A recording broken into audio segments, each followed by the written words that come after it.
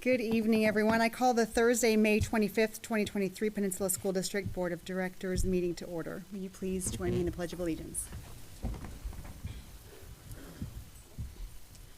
I pledge allegiance to the flag of the United States of America and to the republic for which it stands, one nation, under God, indivisible, with liberty and justice for all. Okay. Is there any discussion prior to the vote for the approval of agenda? Is there a motion to approve the agenda? So moved. Is there a second? Second. It's been moved by David and seconded by Jennifer. All in favor say aye. Aye. The motion is carried. The agenda is approved. We're going to start with item 4.1, our student recognitions and the seal of biliteracy. So Melissa, oh, okay, there she is. Melissa Wisner, Executive Director of the Department of Learning and Innovation. Please come up to the podium. Very good, thank you. Good evening, members of the school board. Good evening, audience. I have the great honor and privilege of presenting to you some extraordinary students from our district, and I'm very pleased to say that this is the first time we've had a chance to honor these students, but I promise you that it will not be our last. We have students, and I don't normally read from paper, but it's as important. I want to make sure that I get everything exactly right because the work that's been done has been incredible. So, in December 2022, 54 students from Peninsula and Gig Harbor High School signed up to take the World Language Test. Students are tested in 4 skills: reading, writing, listening, and speaking. 33 of the 54 receive 4 credits each for the language they tested in and have thus earned a proficient on their report card and are eligible for the Washington Seal of Biliteracy. This eligibility will come with an official letter from our district and the Seal of Biliteracy and a medallion at graduation. The letter can be used as part of the student's application to colleges, universities, and work opportunities. We're very proud of our students for their hard work and their language abilities, which motivated us to apply for another certificate to award to them. And this is a new certificate. It is the Global Seal of Biliteracy and is an international credential that conveys proficiency with language skills in 2 or more languages for its qualifying candidates. And if you are receiving that in the United States, one of those has to be in English. The certificate can also be used to apply to colleges, universities, and work opportunities. Being able to speak more than one language is a valuable asset that can open up many doors in an individual's lives. This international or global seal, as well as the Washington Seal, can be a powerful tool to earn college credit, to apply for scholarships or student abroad programs, access greater employment opportunities, and to qualify for pay differentials. Because language skills are acquired in many ways, it was important for the creators of the Global Literacy Seal to design an alternative process that would enable all bilingual students to celebrate, credential, and leverage their language skills. So they are able to acquire that proficiency or demonstrate their proficiency on a test. And it doesn't have to have been classroom time. It could be their heritage language. It could be from travel abroad. It could have been from living closely with another culture, and certainly impacted by their families. So lots of opportunities for what many people call in the multilingual world all double smart kids, because they're smart in English and speak English, and they have the incredible benefit of speaking a second language. And I will just say that we are one of the very, very few countries in the world who do not have a second language other than, in our case, English, taught beginning in the elementary school, right? In most places in Europe, you have students who by 4th grade are on their 2nd or 3rd language. So I just feel strongly that that's something important, and that's why I feel so strongly that I really want to honor and recognize these students. I will tell you that of the students tested, there were 10 different languages: Russian, Thai, Spanish, French, Italian, Vietnamese, Hindi, Tagalog, and Japanese. Right. right? So lots and lots of different different places and cultures that our students have been celebrated in. And besides, of course, thanking the students for their very hard work, I'm so very proud of all of you. I had nothing to do with it, but I'm very happy to be up here to be the one that tells you how very proud I am and all of us are. I'd like to thank our world language teachers. I'd like to thank Wah Wheel, who works in, let me give you her title exactly so I get it right. She's a student database administrator, and she was the one who actually found the global seal of biliteracy and went forward and applied for it on behalf of our students. I'd like to thank our school administrators, and I thought I saw a couple of you in the audience. Thank you for supporting our second language learners, multi-language learners. Thank you, school board, for making these opportunities available and for continuing to support all the languages that we do. And I'd also like to especially thank our parents and our families who have encouraged and supported and helped and loved their children through all of this. And I'm just very proud to be the one that's here to say thank you all for that, and congratulations to our students.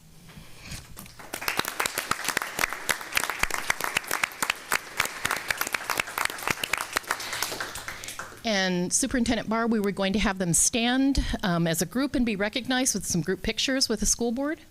Absolutely. Absolutely. Anytime that we can celebrate kids, it's a great time, right? All right, so if you are a student who has earned the seals of biliteracy, please come forward. All right. You're going to represent for the entire team. Let's have you, let's see, have you come around to me this way. Go ahead and come on up. Would you guys be willing to introduce yourselves and Oh, talk absolutely. about the language that you Yes. that you've earned your seal for? Sorry, I'm putting you on the spot. I know, but I'm Fiorella, and I learned did the Spanish test one. excellent. And what school do you go to? Peninsula. I'm Constanza and I speak Spanish. Excellent. I'm Paula and I speak Spanish. Great. Are you all from Peninsula High School? Yeah. Great. Excellent.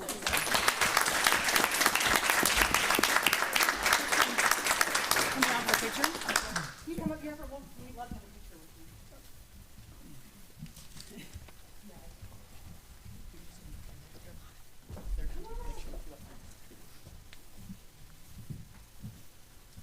Now you have to say something in Spanish. Teach us something. And say, my name is Natalie. Me llamo Natalie. Nice to meet you. Congratulations. All right, let's do this.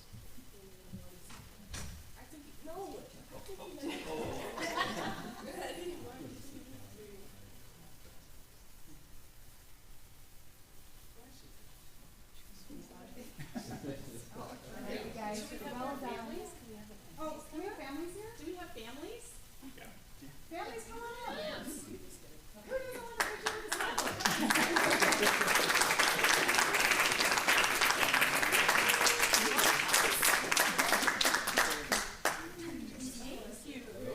Are these moms and dads or moms, dads? Thank you for supporting your kids to this. And I was your dad.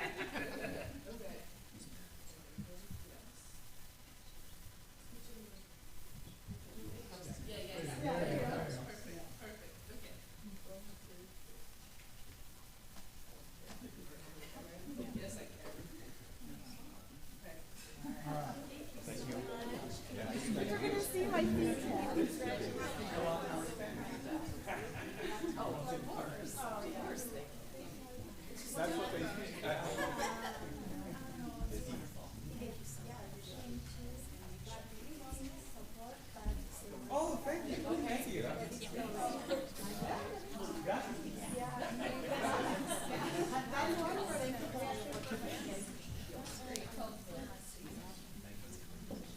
Thank you, Melissa.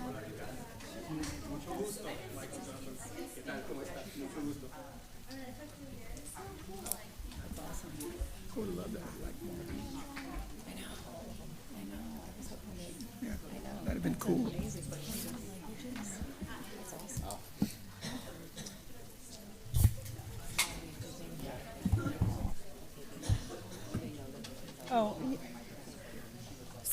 on to the next portion of our meeting. If you are here just for the biliteracy seal recognition, you are welcome to stay, but it's certainly not mandatory to continue participating in the school board. So grab some cupcakes and enjoy your evening. We're going to move on to item 5, which is our student school board representatives. So we have a really fun night tonight with regard to our students. We are going to start with our reports from our current reps. So we have both of our Gig Harbor reps here tonight. So who's going to be presenting? Ryland, okay. I don't stand up? Can I sit? Okay, I'll stay seated. I'm good seated. Hello, I'm Ryland. Is it on? I am the Gig Harbor Class of 2024 School Board Representative. I'm going to start things off with our spring sports. For the most part, all of them have ended, and I'm just going to go through a quick list of how our sports finished. Our boys golf team took 4th in state. Our girls golf team also took 4th in state. Boys baseball took 19th in the state tournament. Girls softball is still playing in the state tournament. Our girls PSD club lacrosse team, which is Gig Harbor, Peninsula, Henderson, I believe, South Kitsap and Henderson, wrapped up their season in a good orderly fashion. Boys soccer team made a good run in the state tournament this year. Our track and field team for boys took 2nd in districts as well as our girls, and now they're competing in state this weekend. Our girls tennis team had a couple of doubles teams competing in the state tournament as well as a couple of singles teams. Our girls water polo team is in the state tournament this weekend, and our boys football team is starting up spring camp next week in preparation for next year. Moving on to wrapping up the end of the year, our senior prom is coming up on June 10th, and the seniors seem to be pretty excited about what's in store. The theme this year is James Bond, so that'll be kind of fun. On June 7th, we have a parade around the school for the seniors called Where is the Tide Taking You? On June 15th, that's the last day of school for our seniors, and the last day for everyone else is the 21st. And then students turn in their graduation speeches this Friday. It seems to be that everyone is excited for summer, so we're wrapping things up for a great school year and getting ready to send our seniors off at graduation. Thank you.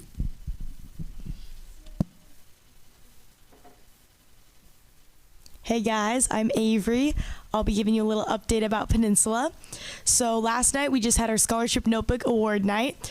We were able to raise $415,000 for scholarships from the community and the Safe Thrift Store, and every kid who submitted a portfolio received something. And this year the Safe Thrift Store raised $169,000 of this amount, which is a record breaker. It's a growing event, and this is the highest this number has ever been, which is amazing for us seniors. Peninsula Preview is coming up on June 7th. This is something that leadership puts on. It's for 8th graders from Key Peninsula Middle School in Harbor Ridge to kind of show them what Peninsula is about before SEAC 101. And then this week we had our ASB elections, so we have new ASB executives and senators. Alec over here will be taking over my position. He'll be the ASB president next year. Prom is on June 3rd. It's at historic 1625 Tacoma Place, and our theme is Golden Hour. And then a little update on sports. Our boys lacrosse team did really well. They made it to the quarterfinals and playoffs. Our girls lacrosse team made history by placing number 9 in the state, which is the highest they've ever placed. Our girls water polo is going to state championship this week. They're placed 4th right now in state. Softball is seeded 1st in the state. And track and field has state this weekend too. Hannah Lee is ranked number 4 in the state for the 3,200 meter. And one of our girls golfer, Hallie Graff, placed 7th in the state. And then we just wrapped up our spring musical, Willy Wonka. It was a great show, and we have over 10 seniors graduating from the drama department. And we have our Avid Senior Night, sending off our Avid students into the great world. Seniors are doing a time capsule fundraiser starting next week, so we pay $5 and you put something in the time capsule, and we'll open it on our 20th year reunion. And then the last day of school, just like Gig Harbor, is June 15th, and our graduation will take place on Saturday, June 17th at 12 p.m. at the Tacoma Dome. Thank you. Last day for seniors. Yes, last day for seniors.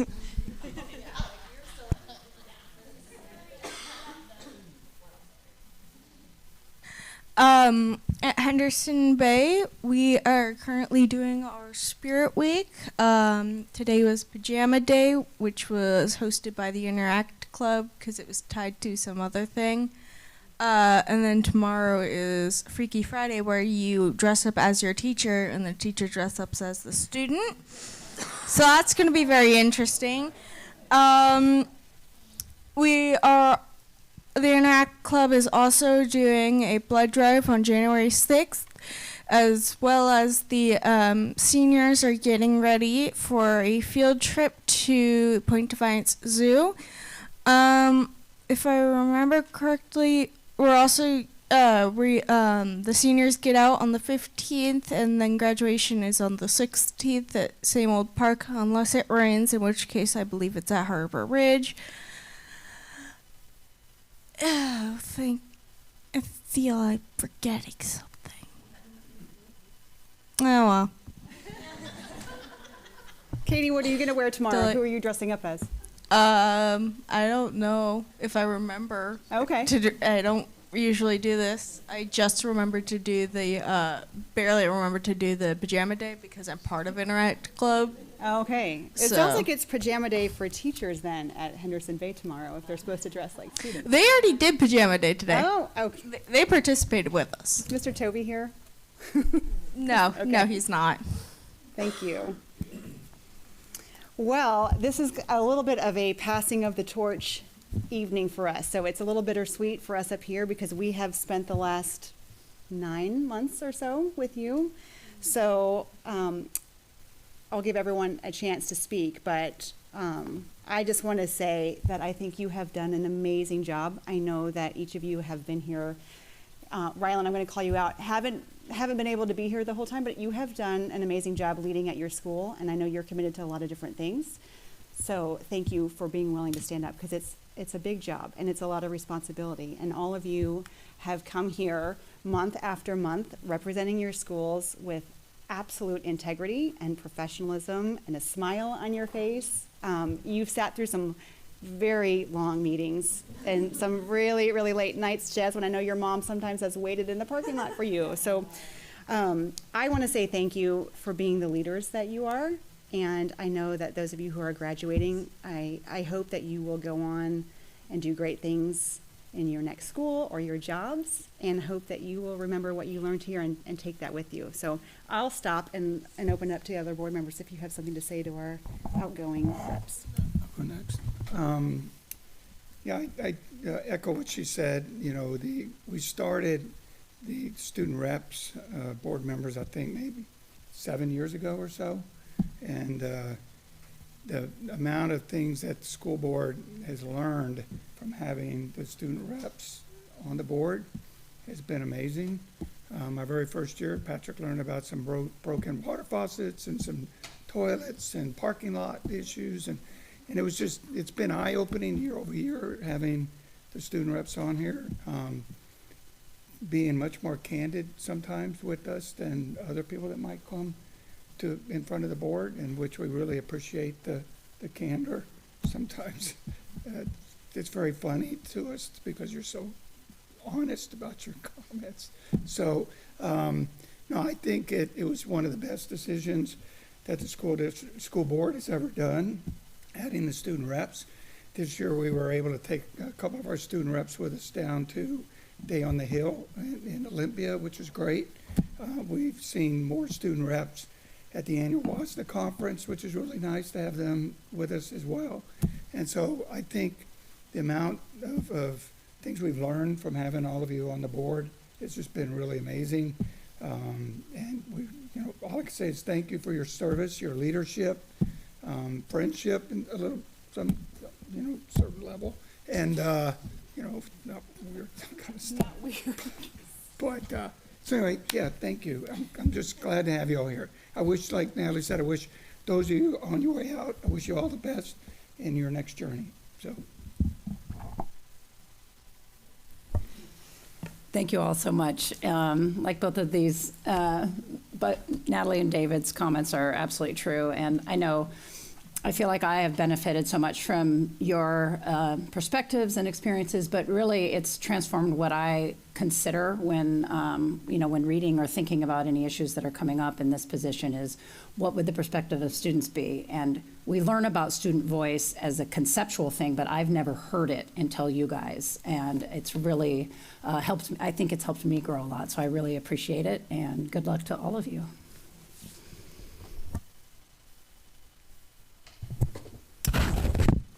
I think they've already said everything.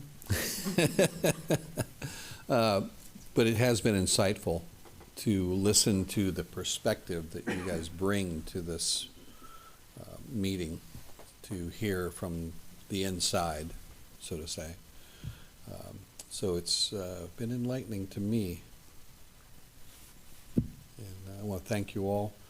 And what I see here is a group of leaders for the future, not only now, but in the future. And I look forward to seeing you guys involved in many other things in our community and working with you in the future. Thank you. So, can we have our outgoing reps come up here?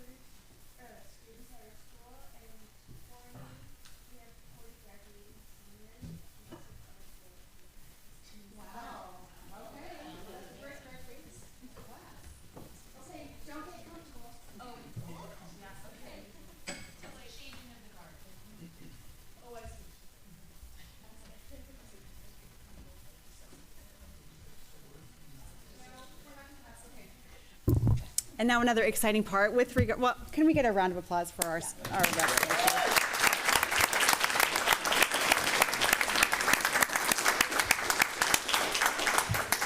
And I am now very pleased to introduce you to the 23-24 reps for two of our schools. We have from Peninsula High School, our returning soon-to-be senior is Alec Krishnadasan, and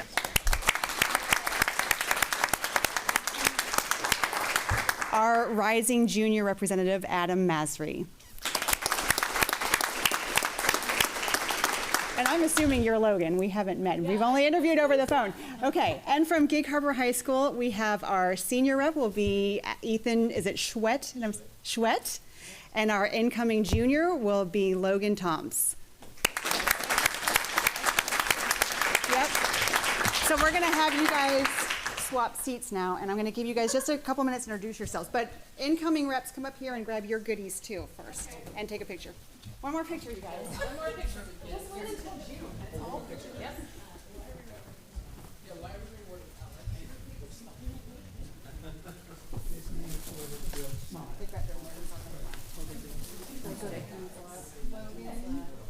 It's nice to meet you in person. Welcome.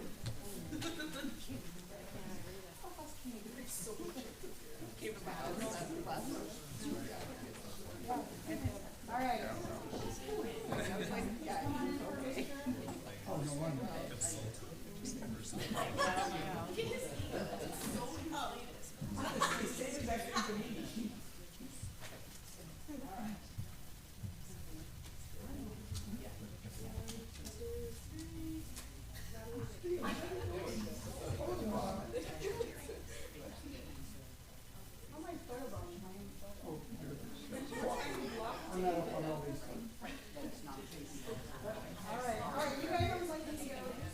seat over here, and then I'll give you just a minute to introduce yourself.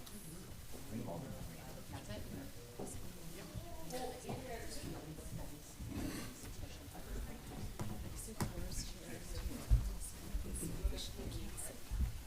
Oh, we should have done it.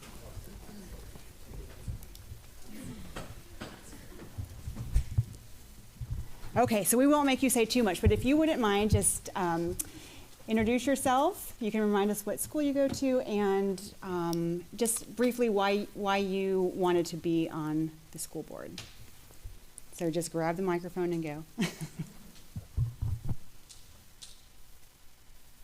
Hello. I'd like to thank the school board for electing me and the audience for being here and helping to improve the school. I'm Logan Toms. I'm currently a sophomore at Gig Harbor High School, and the main reason I wanted to join the school board is I wanted to make a difference.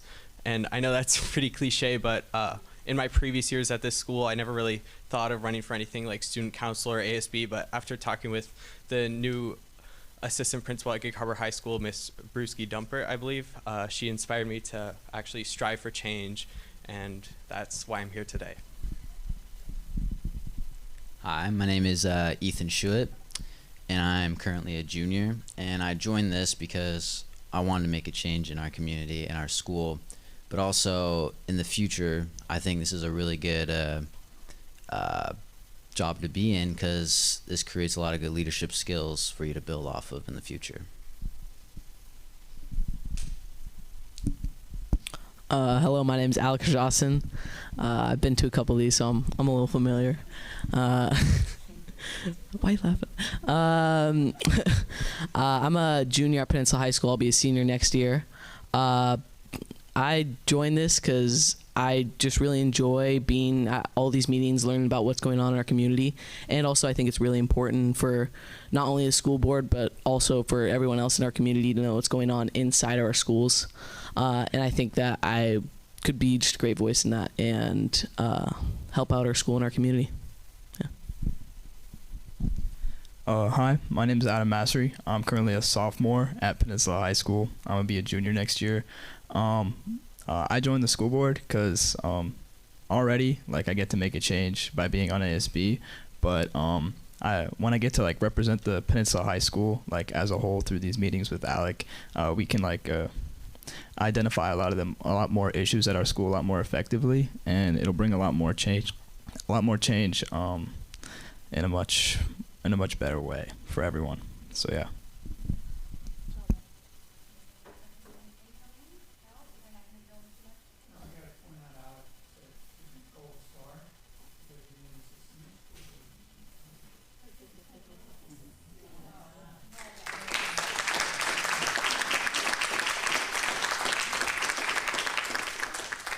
Well, we're so grateful for the year that you've given us and the time we've had with you, and we're really looking forward to next year with you. I really hope maybe tonight you can exchange numbers or set up a text group. I would love for you all to become friends outside of school, maybe connect over the summer, and we'll do some fun trainings. And Alec, a lot of this is going to fall on you. And Katie, if you're sticking around for a while, maybe to lead the group and kind of help us, guide us.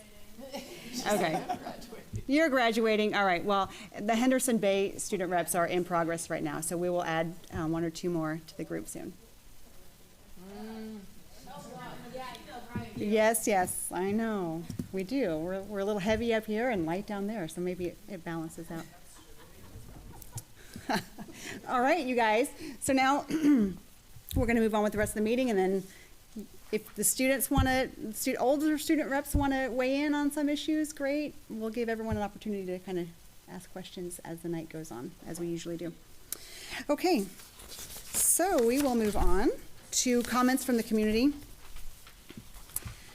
Our board, well, I'm not going to read the whole thing. I think most people here know. So we're taking comments from the community. This is your opportunity to make public comment to the board, to address the board. Each speaker will have 3 minutes. There'll be a timer presented, so we have a hard stop at 3 minutes. Please remember to state your first and last name when you come to the podium, and remember that your comments are a reflection of you, and we ask you to be considerate of everyone in the room and model for our students' civil discourse.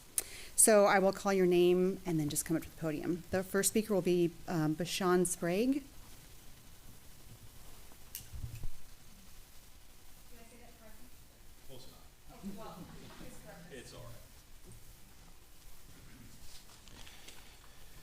Hello, I'm Beauchamp Sprague. Good evening, everybody. I'm present here not as a representative of the VPO of the PHS Drama Department, more so as a member of the greater community at large. And I wanted to express to the school board the value and support of the strength and growth of our future society is dependent on many vectors. As we slowly meter our way out of the societal coma that was COVID and teleschool and all those wonderful things that eroded some basic skills out of our toolbox. I look forward to working with the district and participating in with both private donors for the arts and the VPO in building the program at PHS, and in conjunction with the district as a whole. Gig Harbor, I know, wants to build their drama program back up. My focus will be with Peninsula. The program brings multiple vectors of competence and confidence to these students participating in it. It's an unmeasured value that the arts program brings. It's not only acting, but the technical aspect. There's vocational building of sets, basic wiring, all the factors in production, a top quality production, the abilities to participate behind the scenes and draw pride from what you're doing to support the people on stage, the growth of personal responsibility, both for themselves and to others. It's a true form of acceptance in the Peninsula that I've seen in the Peninsula Drama Department, with personal responsibility, interactions between each other, both physical and emotional safety that this group provides to each other with their instructors. And I saw anecdotally, since I still have a couple of seconds, I'm going to burn it up. I saw a student who, it was probably their first time in their lives that they were given personal responsibility from a teacher and to their cohort there. They had not only were given the responsibility, they took it, they found a solution, and it was probably the first time they had responsibility in their life that they weren't punished. And I'm all in on supporting the drama program at Peninsula, and I just wanted to let the school board know, like I said, I look forward to working with them in the future and creating a fantastic program that the whole district can wear with pride. Thank you for your time.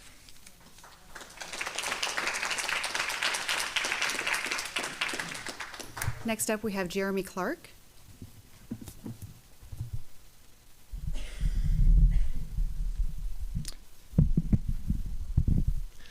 My name is Jeremy Clark. I have 2 kids in the district, and you know why I'm here. We are now up to 11 weeks and 6 school board meetings that the board and district and their lawyer have refused to provide any evidence, legal statutes, or precedent to support their claims that a hearing was not mandated as part of the appeal process in HIB procedure 3207P, and that the review of a record constituted the board's hearing. Ms. Barr, as per the district's website, procedure 3207P is the responsibility of the district, not the board, specifically the superintendent. That's you. As you have refused to address questions and provide evidence to support the position of the board and the district related to this procedure, how are you not negligent in doing your job duties when there is a due process violation and retaliation against a targeted student at play? To the board, as you are aware that the superintendent is responsible for this procedure and is refusing to address questions and provide the requested evidence, how are you not negligent in doing your duties in holding the superintendent accountable for doing her duties? Ms. Barr, as no evidence has been provided to support the position of the board and the district related to this procedure, and knowing that claims of retaliation against a targeted student by numerous district employees and even the board of directors themselves have been made at several board meetings related to this procedure, why have you failed to engage in your responsibilities and open a formal investigation into this matter? How is your refusal to do so not further evidence of negligence in doing your duties? Once again, the public sees zero leadership, zero accountability, and zero leaders. The question remains, who is in charge of this district? Is there no administrator in this district that doesn't tuck their tail, cower, and duck their head in the sand when addressed by a parent and a member of the public? This is the constant behavior demonstrated by the principal of Swiftwater, the assistant superintendent, the superintendent, the board, and even your lawyer. Ms. Barr, as you are aware, there was another incident against my child a few weeks ago by the same student as the previous HIB. This now makes 5 incidents involving the same student. Even though the surveillance videos clearly show the student with their hands on my child and that student violently pushing yet another student, the school has failed to act again. No accountability for the offenders, just continued victim shaming for the victims. The PSD way. This is not a game of tag, as the school would like to claim. As such, another Thank you, HIB will Mr. be Clark. filed, and we will see the district and school board are going to deny my child due process again. Thank you. Next up is Diane Nelson.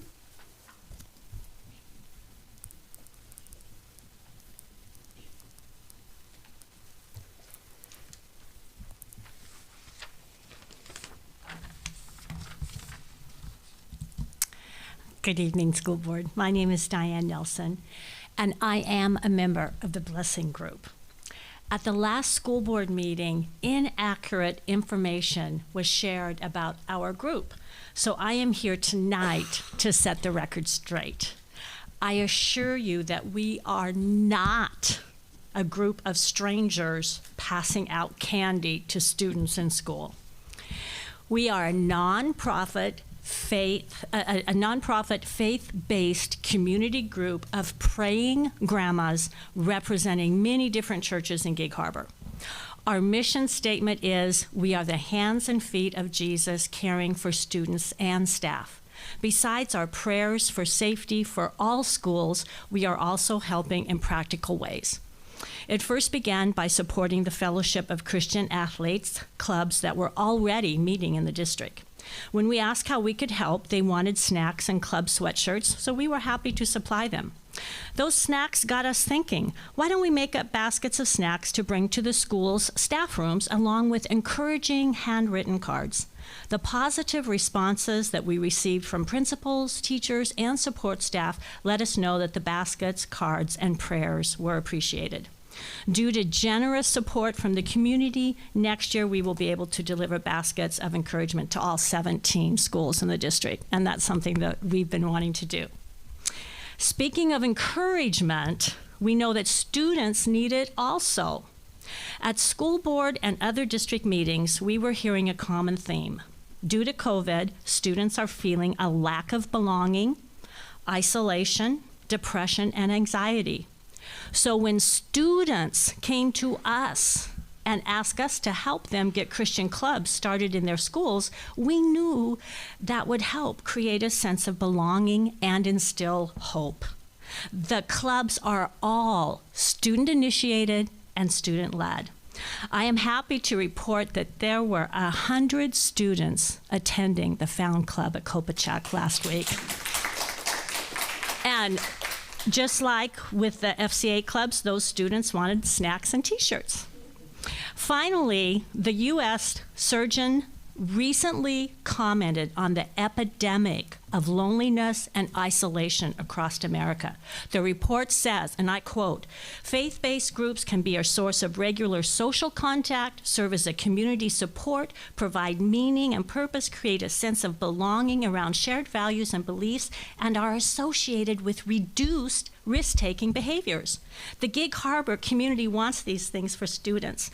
Thank you, school board, for approving the students' requests and upholding their legal right to have Christian clubs in their school." Thank you. Ms. Nelson.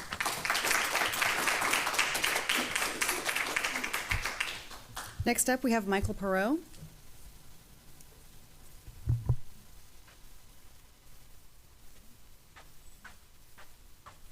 Good evening, Michael Perot. It's interesting that I'm here to talk about literacy and dyslexia on a night that biliteracy is discussed, considering that so many students aren't reading proficiently in our district. So that was an interesting surprise tonight. I'm here 4 weeks after I sent you all a letter on April 27th about the school district's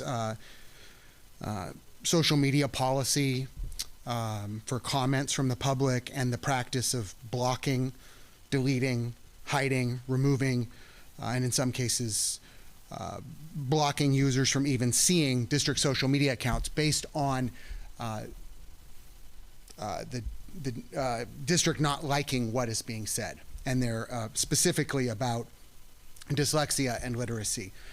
I heard from a few of you. And I appreciate that, but the practice has continued, and it hasn't stopped. And this is a blatant First Amendment violation. That was basic training 8 years ago at the City of Gig Harbor. You can go to the Association of Washington Cities and many other associations for local governments, and they're going to tell you this. I'm sure your attorneys provided you clear guidance that this is not allowed. In a district with 65.2% of students reading at grade level, that leaves 3,000 kids, over 3,000 kids, who aren't reading at grade level. There's kids we're finding in high school who are years behind, and there's nothing for them. The Literacy Task Force is doing great work, I understand, and hopefully they'll come up with solutions that'll be in place for students who aren't yet in the district. But the students who are here are not getting help, and parents keep asking, and they keep getting the runaround. And I don't understand why these comments are deleted. It's fact. I mean, parents can't even see their own students' schools' pages because they've been blocked, and they still are blocked. Your social media policy 3410 is, I can't even believe it passed in 2021. It violates the First Amendment so many different ways. The idea that the district has the right to determine a comment is inappropriate because of the tone. It's not reasoned dialogue. It's not respectful. It's considered likely to offend. I'd be curious to see the criteria used to evaluate each one of these posts. I really didn't want to come here tonight. This is not how I wanted to spend my night. And I just ask that you, again, I will ask, discontinue the illegal censorship of citizens on social media, restore the censored comments and the blocked access, update policy 3410, and provide staff training. Thank you. Next up is Lucy Ritchie.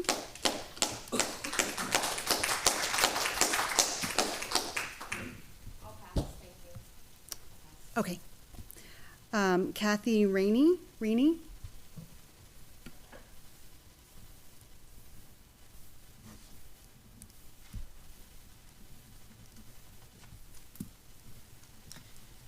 Good evening. I'm a parent of a PHS student. I'm also a special ed para at one of your elementary schools, and I'm a member of the PSE Clerical Labor and Management team.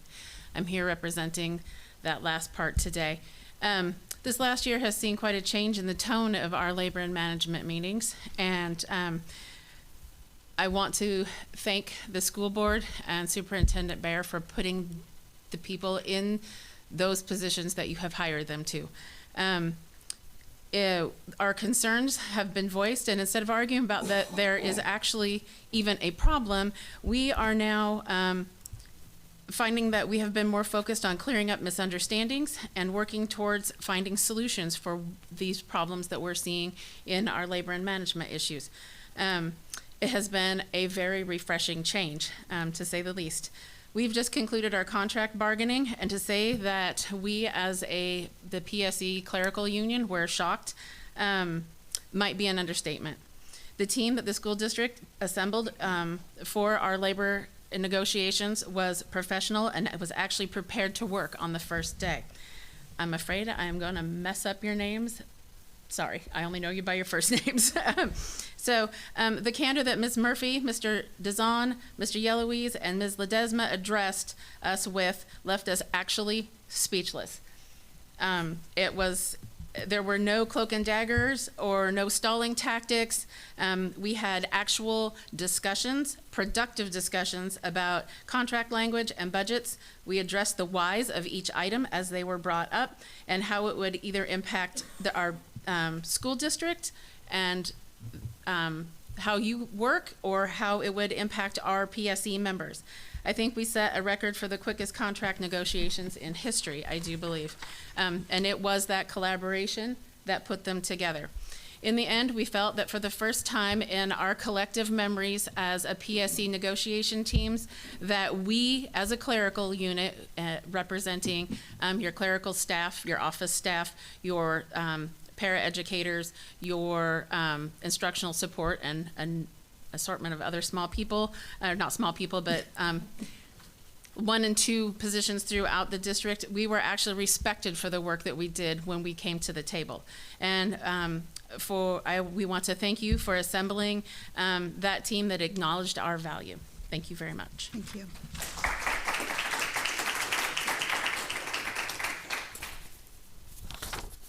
Okay, that concludes public comment for the evening. We'll roll on to item 7, which is the consent agenda. Is there any discussion prior to the vote? Is there a motion to approve the consent agenda? So moved. Is there a second? Second. It's been moved by David and seconded by Chuck. All in favor say aye. Aye. All opposed? The motion is carried. Item 8.1 in our reports, inclusionary practice, IPP Universal Design for Learning update. I'd like to invite Lisa Ray, the Executive Director of Student Service. Well, it says to the dais. You want to come to the dais or the podium? Where am I supposed to go? Wherever you want to go, to the podium. Is this all right? Of course. Okay, wonderful. I will actually invite John Yelleys up here as well because he's been my partner in this work, and it would feel weird to stand up here without him. But so I will make him come up here, even though he probably won't say anything. Thank you for having me. I will start by saying I am just standing up here as a representative of a team because this is a group of people that are working really hard to make sure this work is happening. So I'm going to give you just a little snapshot of the work that we've been doing this year, and it's kind of timely because this morning, actually all day today, we were in Renton in our in-person convening. First time we've gotten to do that this year with Katie Novak, and the nationally world-renowned speaker, and she spoke to all of the WASA Inclusionary Practices team folks today. Just had a really great day of learning and reflection and thinking about the work that we've completed over the course of the last few years, and we get to share this with you tonight. So just a quick recap. We are a part of the WASA Inclusionary Practices project, which is happening across the state. I don't know what the numbers are in terms of districts. It was a full room this morning, and then they had another group yesterday of the same number of school districts that have teams working on this work. And really the goals are to help teachers have the tools and resources to understand the universal design practices so that they're creating access for all students, that we're working on finding inclusion opportunities for all students, reducing our least restrictive environment numbers and percentages.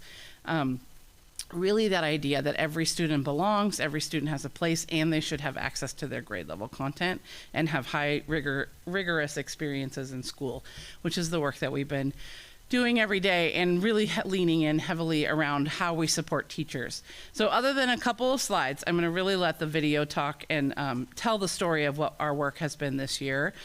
Like I said, this is a team approach, and so we have had Superintendent Barr, Jennifer Butler has served as our board representative, John, Lisa, me, Natalie, Jana, our special ed director, Aaron O'Neill, Jamie Croft, our EL coordinator, Mike, principal from every level, Mike, Ty, and Jessica, and then Mary Casey, who works really closely with all of our new teachers. So it was a wide range of supports and expertise and really different perspectives, which is kind of the best part of this, is that everybody brings a different layer to the team. We meet kind of regularly on Zoom, and then we've had a couple in-person meetings as well. And we'll talk, the video will tell the project specifically, but I just kind of want to lean in on the work that we have done with administrators this year, and then in turn, how that has supported teachers. Back in August, we had Katie Novak come in and spend time with our principals, some of you were with us that day when we were at the yacht club in downtown Gig Harbor. And we went through a process where we really leaned into we thought, there's 10 UDL principals. There's no way we can ask folks to dive into all of those 10, change their practices, think about all at once. And so we leaned in and just went through a process with Katie to talk about the most important things for us to start with. And those 3 things were clear learning objectives, collaboration and community, and flexible methods. So clear learning objectives, teachers are helping kids to know what it is they're teaching and why it's important, how it connects to their life. Collaboration and community, time to talk and process and learn from their peers, share and learn and be a part of something, which we all know has an impact on that sense of belonging and their purpose for being in school. And then flexible methods, so lots of opportunities for kids to engage in multiple ways. So you may, instead of having to, example might be if you're learning about a reading standard and let's say, that one came off the spot. I'm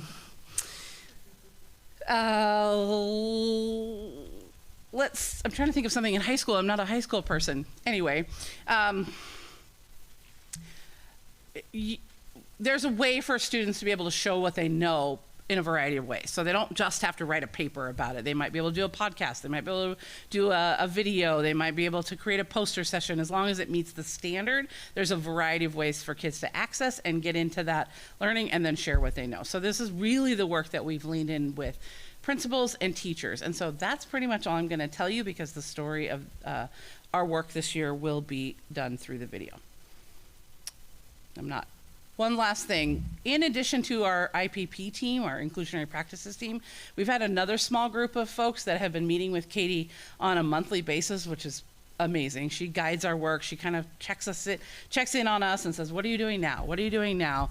And it's been a really great opportunity to kind of have a different perspective, a different team. We're thankful that Carol Rivera, our PEA president, has been a part of that work and really looking at how our wellness work has connected with this and how that support to teachers is really the driver and helping folks to feel like they have the tools and resources they need to make this work happen. So that has been the kind of side work, but it does warrant that recognition because they're super valuable part of the work as well. Okay, I will step back. Nestled on the picturesque Puget Sound, Gig Harbor and the Key Peninsula offer a charming blend of coastal beauty and small-town allure. With its stunning waterfronts and vibrant community, it is a place we are proud to call home. Serving over 9,000 students, the Peninsula School District is a community of learners focused on inspiring and empowering every child, every day. Our work has been a journey of learning and growing together. We began our Inclusionary Practices project in January of 2020 and have remained focused on our goals even through difficult times. In the spring of 2022, the Peninsula School District Board of Directors adopted a strategic plan that was grounded in the inclusion of all students. The values of excellence, character, competence, culture, and curiosity that are at the heart of the strategic plan guide our work and anchors us to the belief that all students can become successful global citizens. We know that school leadership matters and that principals are at the heart of transforming our schools. Investing in principal instructional leadership on universal design for learning would help us set the foundation for our first year of implementation of the strategic plan where all students belong, are inspired, thrive, and succeed. Through our WASA IPP work, we developed a problem of practice, leaning heavily on leadership as our driver. We know how important it is to have principal sponsorship and a strong foundation of the work.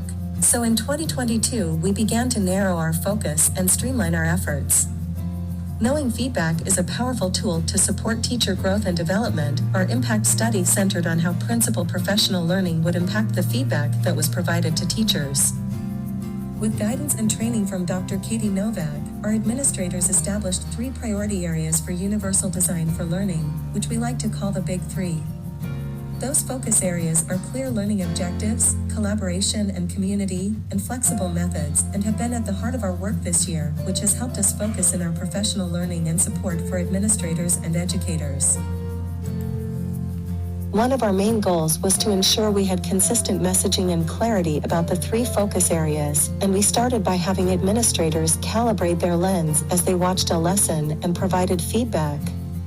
It was clear from our first calibration that we had a wide range of understanding among our administrative team of the Big Three and what it looked like in the classroom. For this school year, we developed a plan that allowed for flexible ways for principals and teachers to engage in professional learning on the Big Three. One of our administrators describes how the weekly learning support team visits helped provide embedded learning. It was a great opportunity to meet with some district leaders and then principals from different levels. So in my case, middle school and high school, coming together to look at the same three components of UDL with the same walkthrough tool, and really kind of deepen our understanding of what constitutes a clear learning target. Also helpful to see some examples at different levels of what if flexible methods look like, and kind of grapple with a little bit of the tension between teachers wanting to kind of keep things manageable, and then also making sure that students have choice and flexibility in how they're going to demonstrate their learning. Educators have also had various opportunities to engage in learning centered around the Big Three this year. Katie Novak presented to elementary and secondary educators in August to share the district's commitment to 3 aspects of inclusive practice. Staff have had opportunities to participate in independent study, lead professional learning for their colleagues, and share strategies and ideas in their PLCs. A 3rd grade teacher shares how the focus areas have helped her approach planning more flexibly. I think it's helped me become a little bit more flexible in my teaching because I am pretty regimented, and it's just great to see just the kids take off on, especially my ELs. We look at our standard, and then we take a look at how we can break this up into different choices. Our collective understanding of the principles of inclusive practice and universal design for learning has grown, and a common set of beliefs and language is being developed. Principals are more calibrated in their understanding of UDL, and 95% of educators who responded agree that the UDL professional learning has helped them gain a deeper understanding of learning targets, community and collaboration, and flexible methods. As we reflect on a year of growth and learning, we are proud of the administrators and educators for their commitment to equity and inclusion. We are looking forward to continuing to work collaboratively to support schools in creating equitable environments that foster a sense of belonging for all students and inspire and empower every child every day.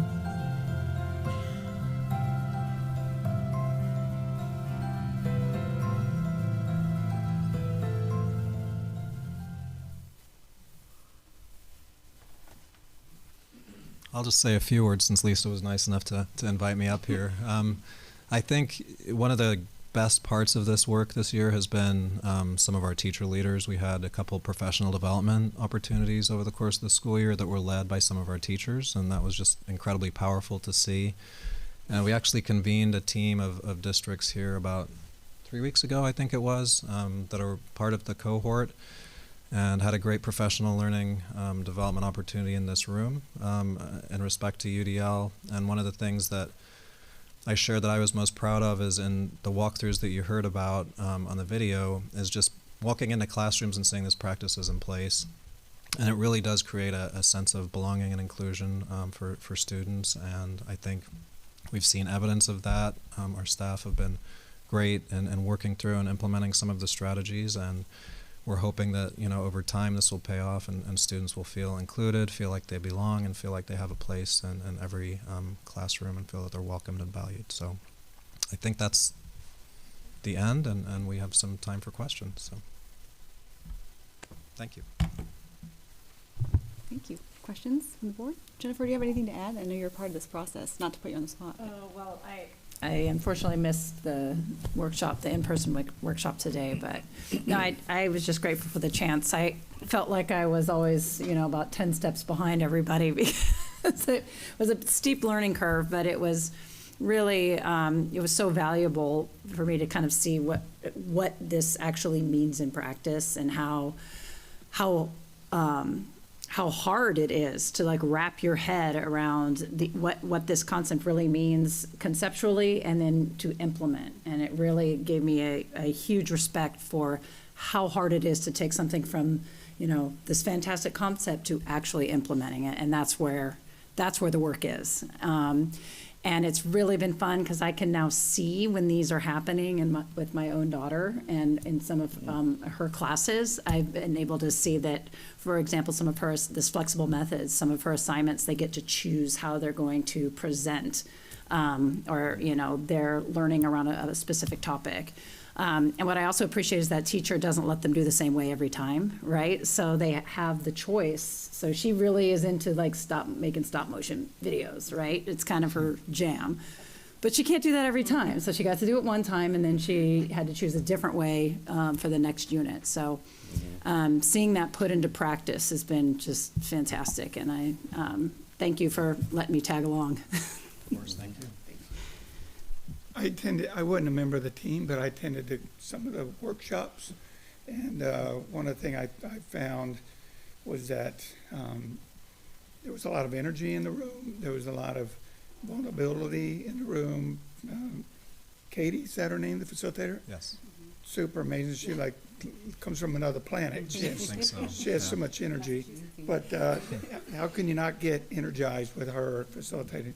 So I just found that the staff that were attending those workshops were fully engaged, willing to take risks, you know, and to be able to see where your pie chart was at the beginning, where if you'd added two of them together, it was like, I'd have to go back and look at them, but the red and the two of the colors, it wasn't really all that great on day one, but where they were in January, it had moved so much better to where when you have 95% of your staff saying that they believe the UDL helped them, I mean, that's huge progress. I've long been a fan of, maybe what the word you were looking for was mastery, to be able to, not everyone can take a written test and do well on a written test. Maybe they have to show it, you know, maybe go build a house. How we know you know how to be a carpenter, go build a house or whatever. So there's different ways, I think, for our students to show mastery of a subject other than just a written test. So I'm glad to see that we're working on that as well. So I think this was a great project and I look forward to seeing where it goes in the future.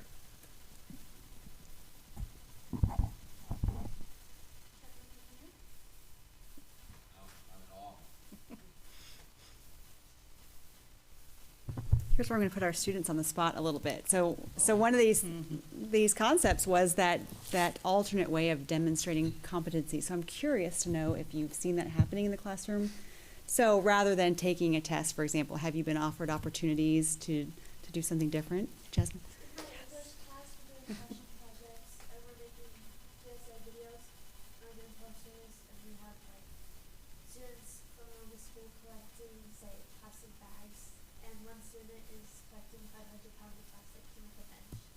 Oh, great. I have a trunk full of plastic bags, and I will give it to you. It's in a different car. I will make Will bring them.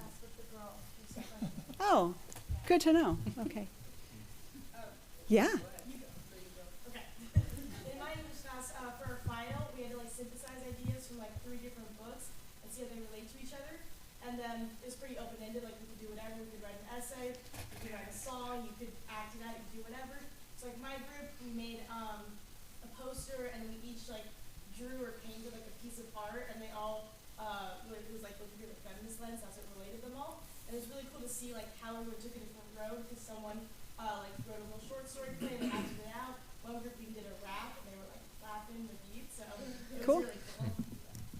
I was going to say we've done similar things in a couple of my classes. In my English class, we had something where we had to synthesize one of our projects. We did songs or poems or short stories and stuff like that. I think the rap discussed, but I don't think it actually happened. Disappointed on that one. But and same thing in my history class. One time instead of a test, we made a board game showing that we understood the concepts. What else? Yeah, currently we're doing a mock Supreme Court to show that we understand how the judicial branch works. Great. Stuff like that. Yeah. Excellent. Katie. In my child psych class, instead of taking a test to show we understand these concepts, they made us make a children's book. And I ended up making a book on a capybara going on vacation. I understand capybaras are very popular rodents. Okay, but they're rodents. Okay, that's cool though. Got it. Well, thank you. Okay, so here's homework for tomorrow. You don't often get homework, but now after listening to this presentation, you realize that your teachers had to put in a great deal of extra effort and learning in order to provide you these extra opportunities. So it would be fantastic if tomorrow you went to them and said you recognize the extra work and thank them for those opportunities to let you be successful. So, and that comes from the school board, so it's a mandatory homework. Did you have anything to add?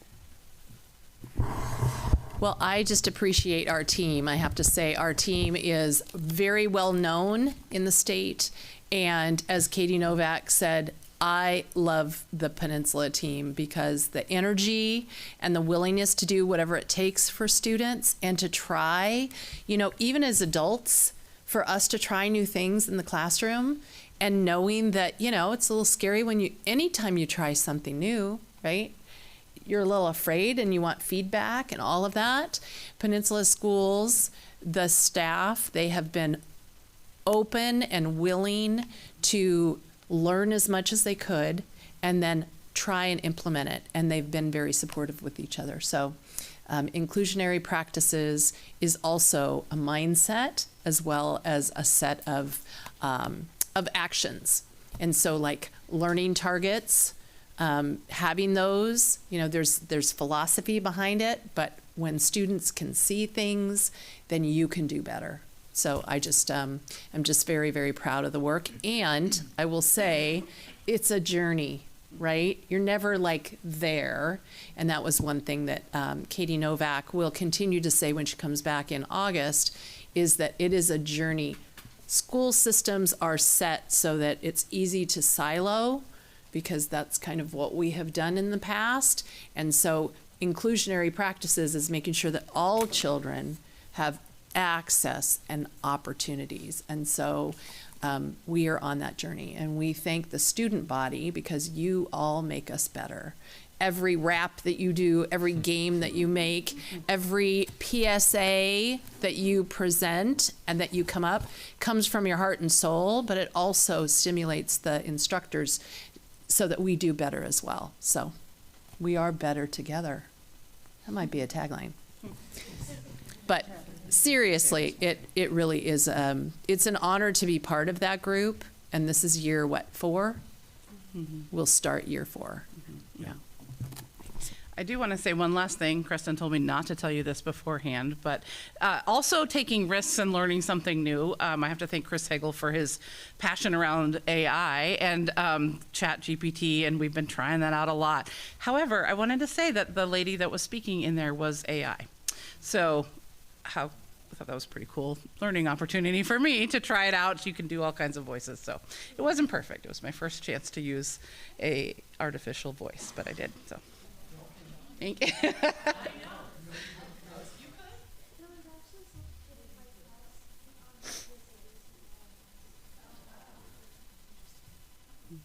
Yeah. Well, thank you very much. Appreciate it. Well done. Thank you.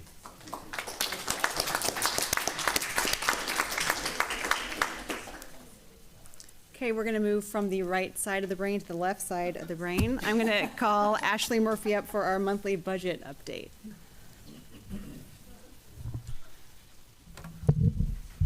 Okay. Perfect. Okay, well, Tanya's bringing that up. I want to give you guys sort of an update about what this is going to look like each month. So I'm sure you've probably had a chance to look at the documents that were attached to the agenda.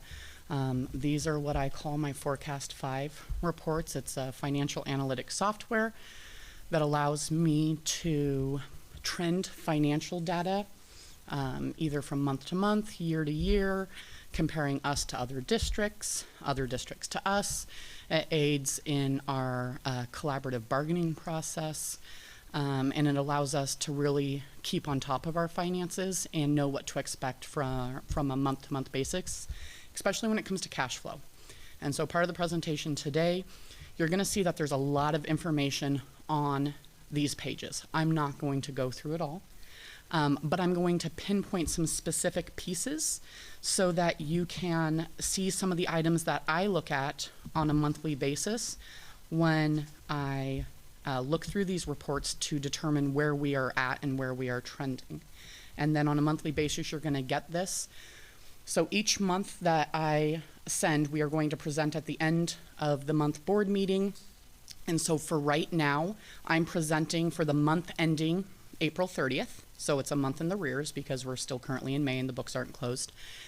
So you're going to see information that is comparative from last budget year to this budget year. You'll also see information that is from September 1st to current, so our current fiscal year. And then you'll see information that's specific to the month of April. So it's a threefold report. So the first page that we're seeing here, this is what we call our general fund revenues reports. You see those half semicircles there. That's how I track where we're trending as far as total revenues received versus where we budgeted to be at this time frame. So that green or the black hash mark that's through each of those circles, that shows our actual year to date. Underneath in that same color, it will show our projected year to date revenues. That's based upon where we budgeted to be at this point. For example, that pink one, it says our projected year-to-date revenues at this time would have been having us collected 67.7% of our overall revenues, and we've currently collected 70.89%. That 3% variance may not seem like a lot, but when you're talking about a $153 million budget, it is.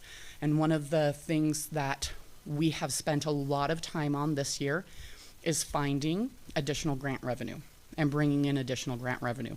New grants that we did not anticipate receiving are technically unbudgeted revenue. And so we will see our revenue percentage increase because of that. So that's one of the positive things that I look for on a month-to-month basis. Under your local sources, the purple semicircle, that's your local levy. Okay, so we look at it to see what percentage have we collected to date.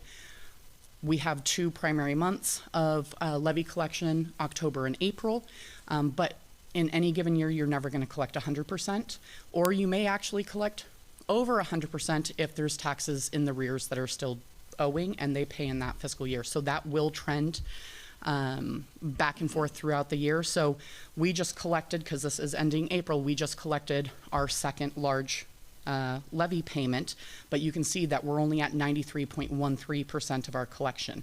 So we'll have some dollars that will trickle in between now and August. That should get us closer to that 100% threshold. Same thing with state resources. You're going to see that we're currently about 3% over what we had anticipated receiving as far as state collections. That's because our enrollment was 327 students over what was anticipated when budgeted. So we have received more state revenues than anticipated. And then federal, you can see that we're about 6% over.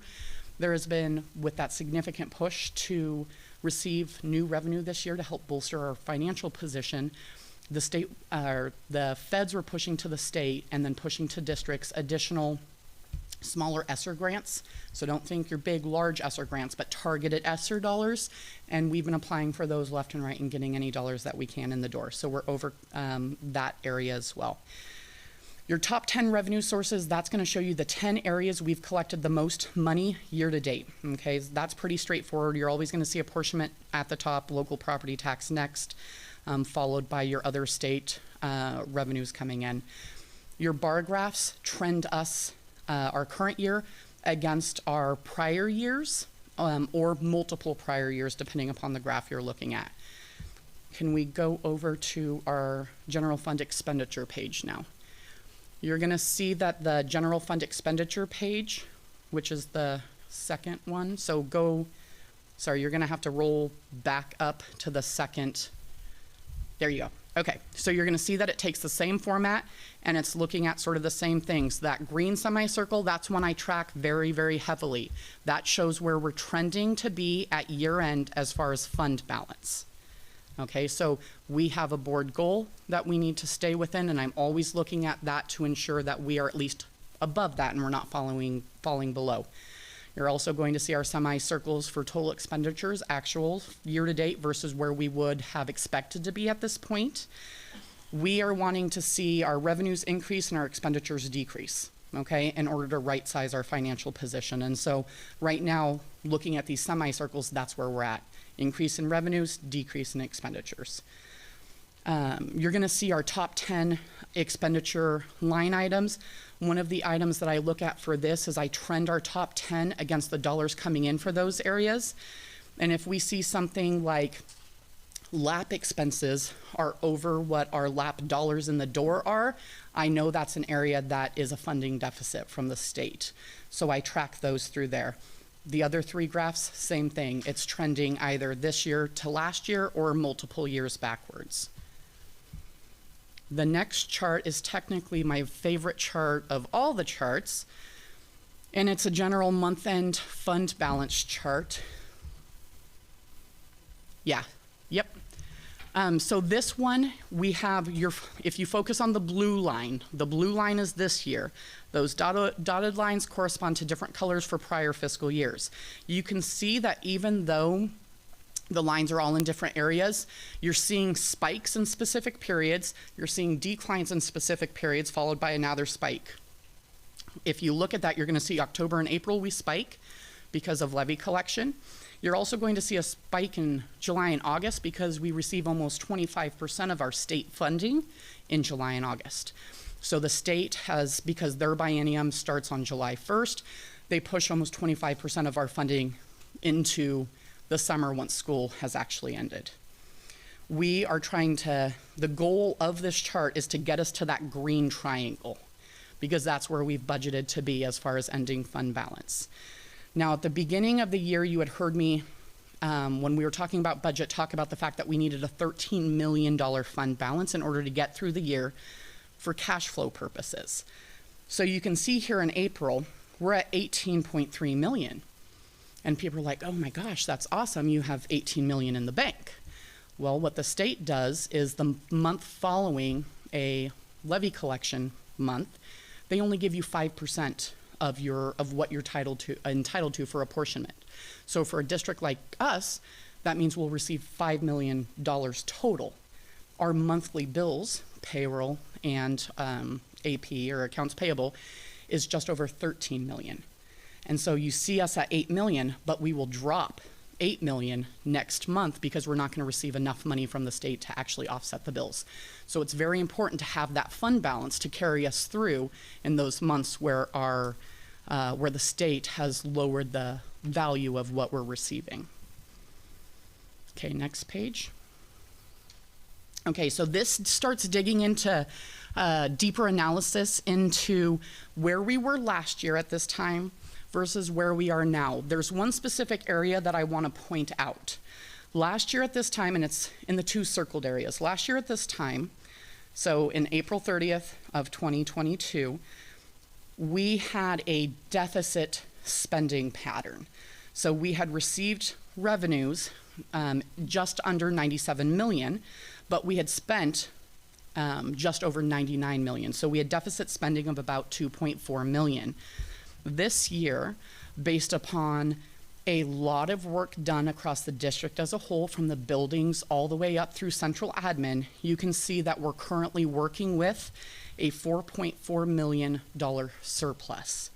And the goal of this is adding to fund balance so that we are not continuing with the deficit spending. This doesn't mean, technically, when we say surplus, this doesn't mean extra dollars. This means that we have enough dollars in the bank to get us through those payroll cycles where the state isn't giving us enough money to cover the total amount of our expenses. So last year we had that deficit spending piece. Now this year, really monitoring every dollar in, every dollar out, we've been able to right size that. Okay, next page. Okay, so in this one, your top section is revenues. You don't want to see red in revenues because red in revenues means we've collected less than what we were budgeting for, right? And you do want to see black because that means that we are receiving more revenues than we had anticipated. You're going to see we've received more local tax than we had anticipated. It's because our enrollment increased. And we are a per pupil district, therefore we can collect on more on each one of those students, and we have the levy capacity to do so. Our local support non-tax has also increased. A lot of the times will have a lot to do with local donations, community support pieces, sales of goods and services, food service and such. So this is our first post-pandemic year in which kids are back to paying for meals. And so you're gonna see that this bolsters that line item. And then lastly, you see that state special purpose at just under $2 million of an increase over what was budgeted. That's partially due to the increase in enrollment at about 1.2 million. But the rest of that is due to searching out and finding additional grant opportunities through the state. And when you get into expenditures, when we're seeing an overage of our black in expenditures is actually not good. So that's the opposite of what we're wanting to see, right? So it just reverses. That means we've overspent our areas that we had budgeted for. And then red is where we are under. Now again, this is a snapshot from September to current, and we still have bills and such here going through the end of the year, but that's showing where we are currently.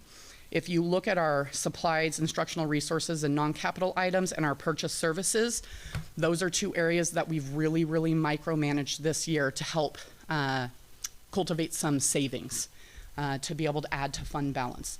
So with really looking at all of our overall spending, we've been able to save dollars on that side. And then the last one, for anyone who really likes to get into the nitty-gritty, this shows all of our revenues and expenditures by what we call program code. And it will show you which areas we are trending on the high side and which areas we're trending on the low side.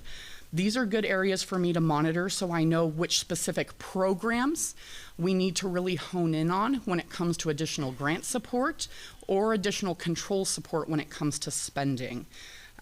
So yeah, that was pretty quick and furious through a whole bunch of data. And each month you're gonna hear me report on different pieces because I like to pinpoint different things so it's not just the exact same thing every single month. So in one month you may hear me discuss spending trends in specific programs.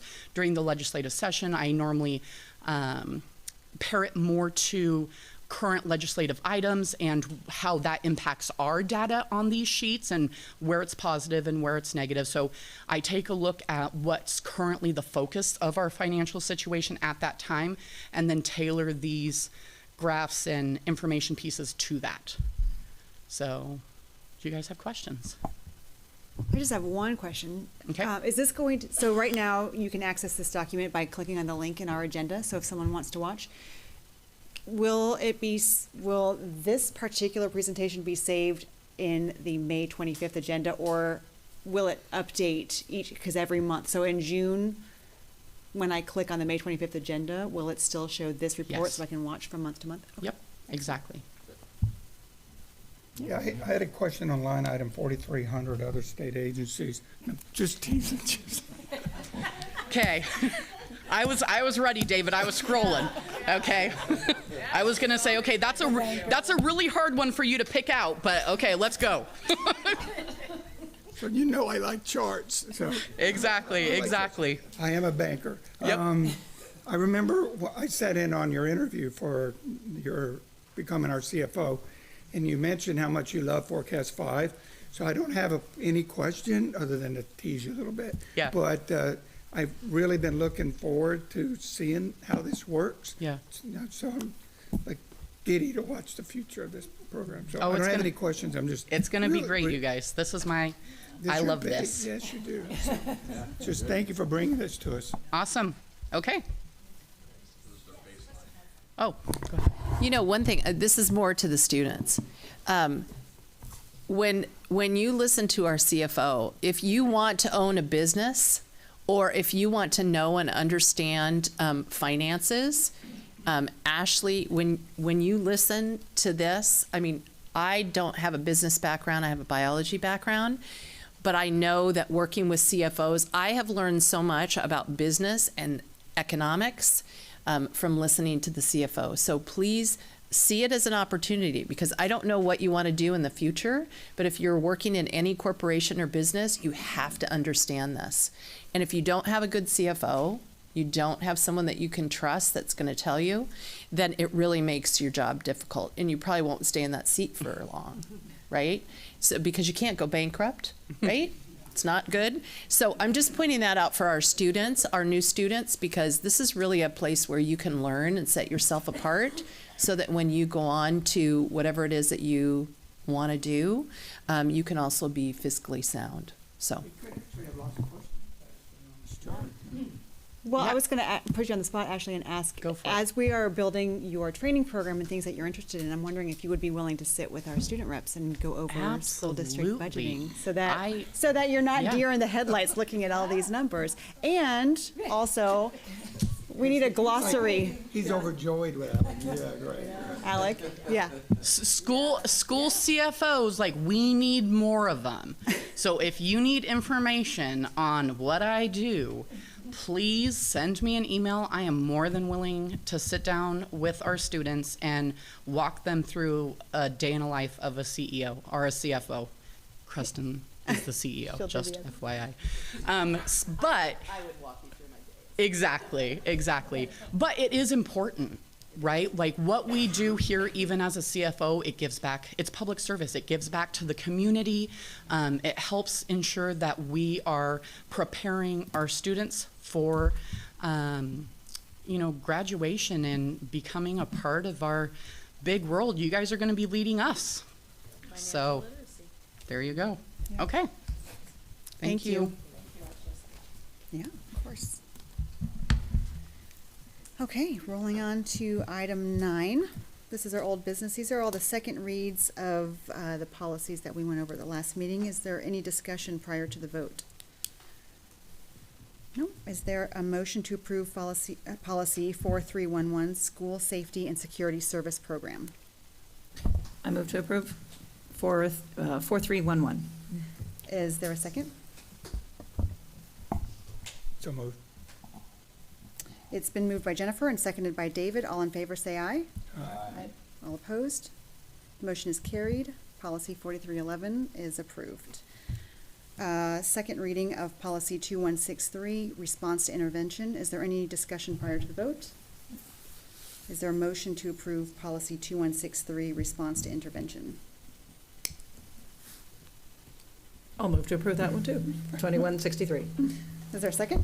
I'll second that one. It's been moved by Jennifer and seconded by Chuck. All in favor say aye. Aye. Any opposed? The motion is carried. Policy 2163 is approved. Moving on to second read of policy 2411, certificate of educational competency. Is there any discussion prior to the vote? Is there a motion to approve policy 2411, certificate of educational competency?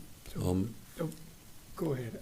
We'll go for Chuck. I'll make a motion for that one. Okay, second. It's been moved by Chuck and seconded by David. All in favor say aye. Aye. Any opposed? The motion is carried. Policy 2411 is approved.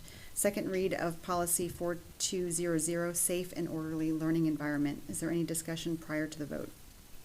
Is there a motion to approve policy 4200, safe and orderly learning environment? So moved.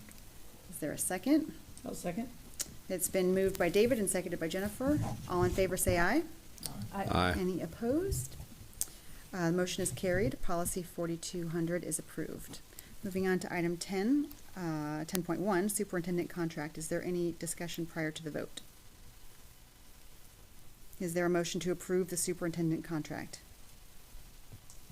I'll make a motion to approve. Is there a second? I'll second.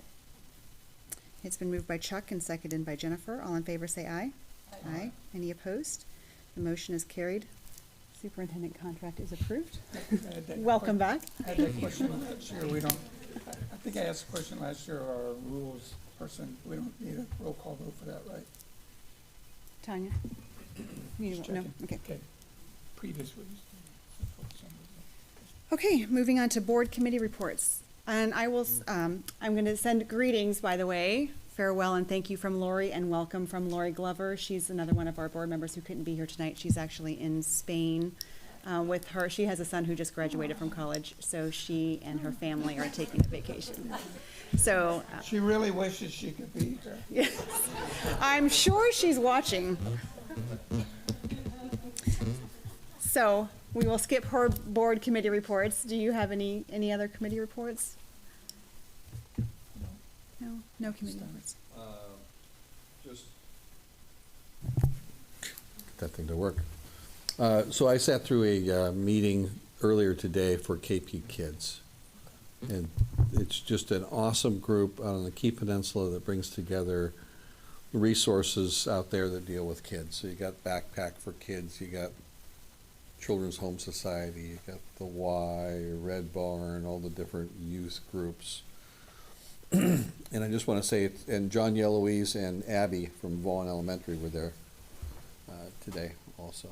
And it's just it's great to bring a group like that together, just to network. So people will bring up a need and somebody will raise their hand and go, oh, we got some of those. And it's just the connections that are made, and that you've been there too a couple times. So that was a great deal. Committee. Other things, the Arts Council, you guys are going to see the report next meeting? Yeah, our next meeting for the Arts Council. So, that's all I've got. I don't have any committee reports either, but I would say we're really looking forward to starting up some committees again that have been in existence in the past and are not currently in existence, but one in particular will be the Finance and Audit Committee that Ashley is going to be working with. So later this summer, you'll see a process by which you can apply and go through a process to serve on a committee that spends a lot of time looking at all of these reports and budgeting. And so if that's something you're interested in, keep an eye out for information on that. That takes us to item 11, the superintendent's report. All right, I'm going to be quick. I know that this is a busy, busy time. I just want to shout out for some of our student representatives between the School of Distinction, the Gig Harbor scholarships and the Peninsula scholarships. You all have really represented well. What an amazing community of donors. Just unreal amount, both from businesses and personal memorials. I mean, just the stories and the commitment to students. So much money was given to basically be seeds for you to go forth and do great things, whether it's CTE or trade schools. I mean, it seemed like everyone was recognized. So I just really have to thank all of the staff and thank all of the families. I know that these are late nights, but boy, are they powerful. So they are pretty wonderful.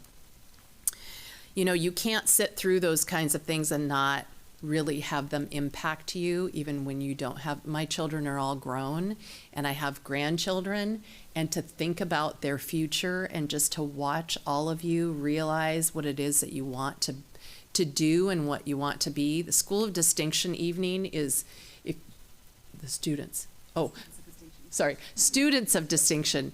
That evening, from all the schools, that evening really is stunning. It really takes your breath away, really. So it did. It happened maybe a week, last Wednesday. I just want to say now is the time for enrollment for next year. So if you have a transitional kindergarten student and you want to enroll your child, they just have to be 4. Fill out the early learning survey, and transitional kindergarten is in your future. Also, kindergarten enrollment. So those two things. I know that we have many kindergarten orientations next week and the week after. And my second grandchild is starting kindergarten. And so just to listen to my daughter and how excited and nervous they are about their first child, and my grandson who's in kindergarten, he will have his graduation. So all of those things are so important. I just really encourage families to remember that you are welcome. You don't have to bring balloons. You can bring cake if you want, candy, you know, all the things that, I don't know, as a grandma, I do. My children don't appreciate it, but to make sure that, you know, those end of the year events, whether they're a color run or they're moving up graduations, you know, from 5th to 6th grade, all of those things are just wonderful. So with that, thank you. Okay, that takes us to our board discussion and comments. So I don't know who started last time. Who wants to, we'll just open it to volunteers. Who wants to kick it off? Jennifer, you're in the middle. I never call on you first. Would you like to go first this evening? I just have one thing I'd like to share in the spirit of a generous community. A couple weeks ago, the Peninsula Schools Education Foundation got together and awarded their classroom grants, educator grants. And pleased to report that they gave out almost $16,000, a little over $16,000 to our educators at schools across the district.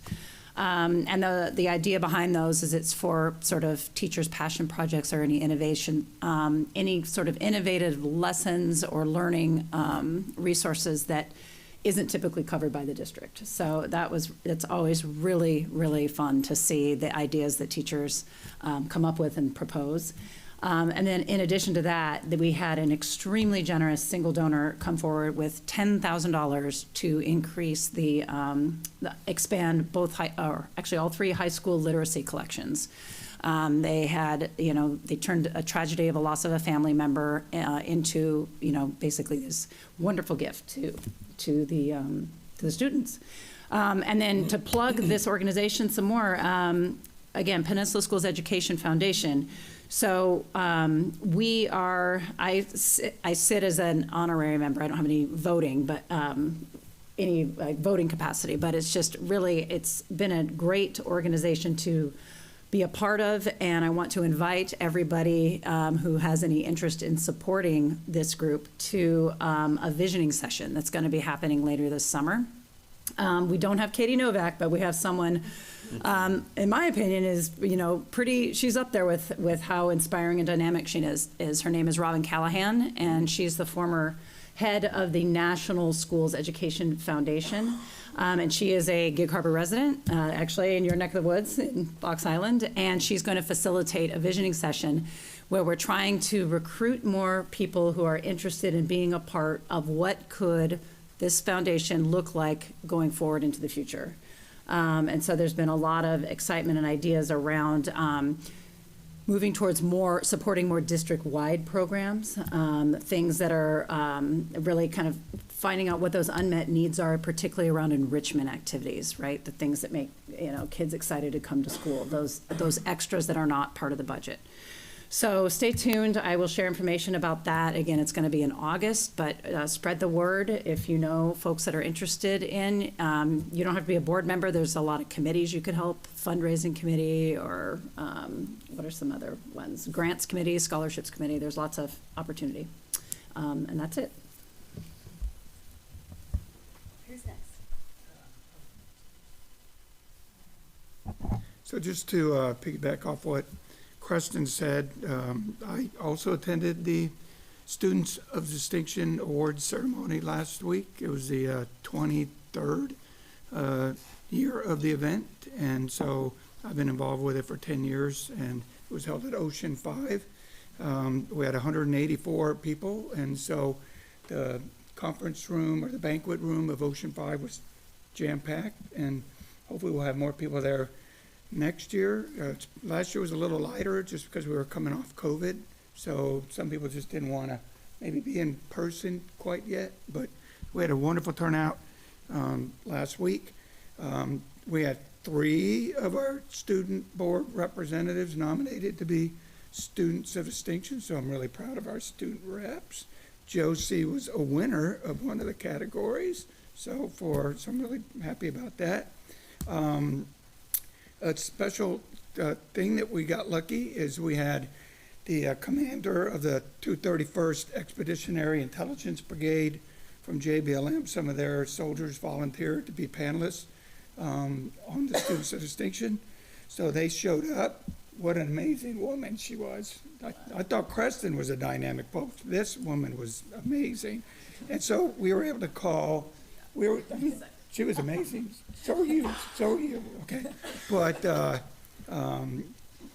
we were able to call Superintendent Barr, and Natalie came up, and then we had a couple of our state reps were there, and we called up the commander from JVLN and surprised her and let her know that we'd got the Purple Star. So that was pretty cool. She didn't know.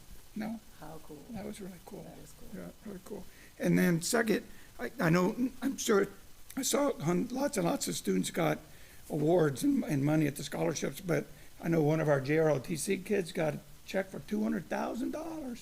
That's a lot.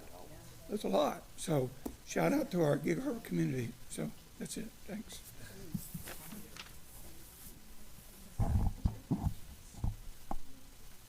Real short. I just wanted to say I attended Willy Wonka at Peninsula High School. And it just made me really appreciate the arts programs that we have in our schools.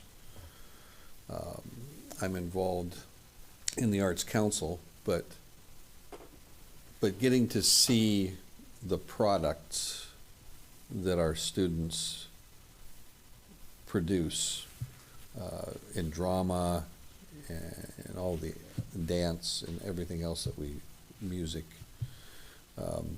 is amazing. We have some great students, and teachers and everybody that supports it.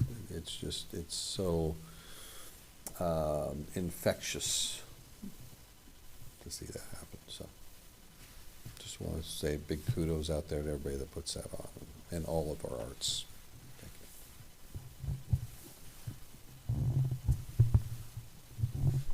Excellent.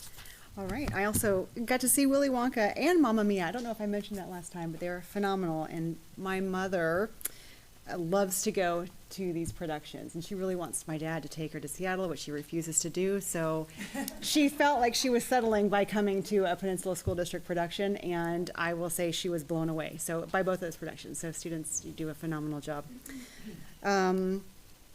I am just thrilled to have been able to have watched so many of their spring sport activities. Really, I mean, it's just, Jennifer was talking about the middle school track meet yesterday, and she said, gosh, I don't know why I was getting emotional when I watched the baton handoff. And she sent me the video, and I'm the same way, but it's just really indicative of how well our students work together and how you guys support each other, and we're super proud of that. I got to visit our outdoor TK at Voyager with our Sister Cities Council. It's the first time they've been out there, and they were thrilled to go because this is part of one of our endeavors with our partnership in Norway. We took a city council member who was absolutely blown away. She just told me again yesterday that it made her whole week. And the good news is they're looking to maybe donate some money towards getting our teacher exchange happening, sending teachers over to Norway, bringing some teachers here so we can really engage in that program, Lisa. So great job for bringing them out. That was a great idea. Connected to the Sister Cities program is I wanted to announce that we have formed an official partnership with a city in Croatia as well. So that was one of our second goals. So I'm eager to link schools with that as well. I know we have a lot of Croatian heritage in Gig Harbor. So more to come on what that will look like here. Kristen and I got to visit with Heron's Key this weekend, and their presentation on the sanctuary that they're building right out here, actually, in the retention pond. And they have some exciting proposals for the school district, like putting together a ranger program, which I think would be really interesting for some of our students, and doing some field trips out there. They have over 100 species of birds that live right here in Heron's Key. I had no idea, but there's so much information out here, so much wildlife, so many natural plants, and they've raised $400,000. I know with the support of Greater Gig Harbor Foundation and Rotary, but it's going to be a really cool project. So that was fun to do. And lastly, last Friday, I had the opportunity of attend the WASA Achievement Awards for our region, where we celebrated Avery and Brendan Massini from Gig Harbor and our superintendent, and also John Helwick's children, although they've graduated, they're still eligible for scholarship. So it's fantastic to see our students and our staff being recognized on that scale. So it was a fantastic event. And I want to wish everyone a happy and safe Memorial Day. For those of you who have family who are part of the reason for that day, our thoughts with you, and be safe. And to our seniors who are leaving, this is your last meeting. Man, we're just going to miss you. So thank you for what you've given us this year, and I hope that you enjoy all of the senior activities that are left to come to our community. Please be patient on June 3rd and June 10th with restaurants. Maybe eat in because it's prom. And, you know, if you're so inclined, pick up a tab for a table full of prom students if you can. So our next meeting will be June 8th here at Swiftwater, 6 o'clock p.m. And with that, at 7:45, we're adjourned. Avery, tell me where you're eating and I won't go there.